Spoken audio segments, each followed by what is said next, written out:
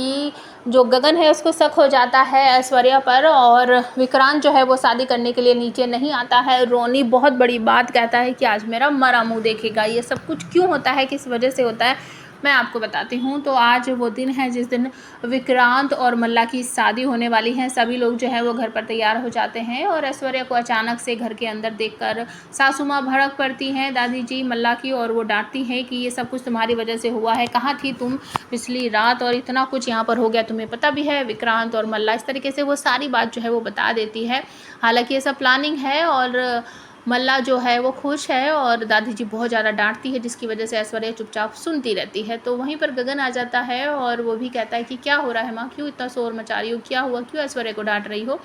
तो ऐश्वर्या कहती है तो ये तो इनकी हमेशा की आदत है, हमेशा मुझे डांटती है, कुछ ना कुछ सुनाती ही रहती है। तो गगन यहाँ पर कहता है कि बाय द वे तुम लास्ट नाइट कहाँ थी, तुम्हें मल्ला की शादी से ज़्यादा इम्पोर्टेंट भी कुछ काम हो सकता है। कि ऐश्वर्या इस बात को रफा दफा करते हुए कह देती है कि मेरी ज़िंदगी में मेरी बेटी की शादी से बड़ा कोई भी काम नहीं है, खैर तुम जाओ अपना तैयार वैयार हो जाओ, इस तरीके से बोलती है, बात को रफा दफा कर देती है। अब यहाँ पर दोनों माँ बेटी जो हैं सारी प्लानिंग कर लेती हैं कि आगे हमें क्या करना है, किस तरीके से करना है।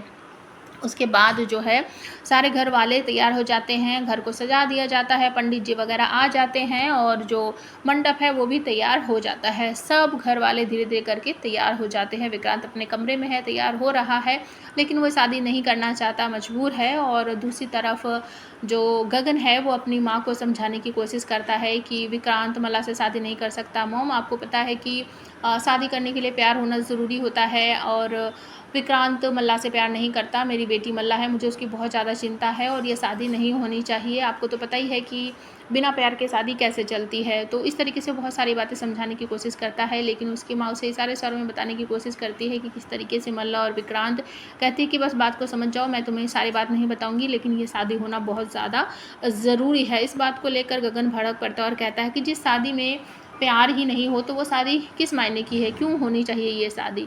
और उसके बाद आपको देखने को मिलेगा कि ऐश्वर्या राय सिंह अपनी बेटी मल्लिका को लेकर सीढ़ियों से नीचे आती है। मल्लिका बहुत ज़्यादा स्माइल कर रही है, बहुत ज़्यादा खुश है, और ऐश्वर्या दबी सी आवाज़ में कहती है सभी लोगों को शक हो जाएगा कि तुम्हारे साथ कुछ भी नहीं हुआ और तुम तो जानबूझकर ड्रामा कर रही थी। तो मल्लिका जो है वो समझ जाती है और फिर चुपचाप सीढ़ियों से नीचे आती है और उसके बाद सभी लोगों को नमस्ते करती है, अपना घूंघट उठाती है और वो बहुत ज़्यादा खुश है। लेकिन सब लोग कहते हैं कि विक्रांत अभी तक नहीं आया, ये शादी होगी कैसे।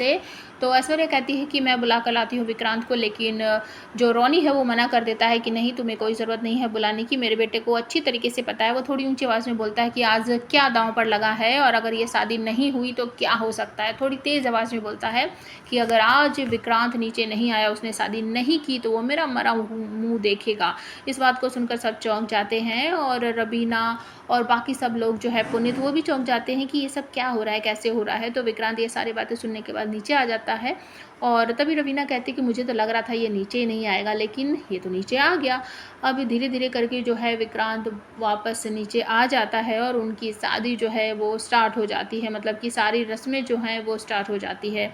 तो आप हमें कमेंट करके बताओ मल्ला और विक्रांत की शादी हो जाएगी क्या, और जो विक्रांत प्यार करता है मन्नत से, क्या वो कभी उसे बता पाएगा कि मैं मल्लिका से प्यार नहीं करता, मैं तुमसे प्यार करता हूँ। और क्या कभी मन्नत को पता चलेगा कि ये सब कुछ जानबूझकर मल्ला ने किया है अपनी माँ ऐश्वर्या राय सिंह के कहने पर। प्लीज़ कमेंट ज़रूर कर देना।